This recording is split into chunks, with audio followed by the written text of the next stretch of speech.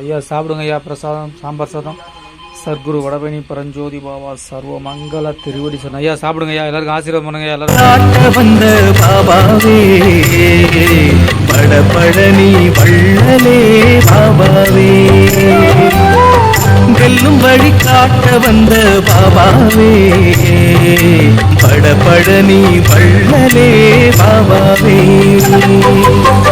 நேசக்கடல் நினைவெடுத்து நித்தம் உன்னை காண வந்தேன்.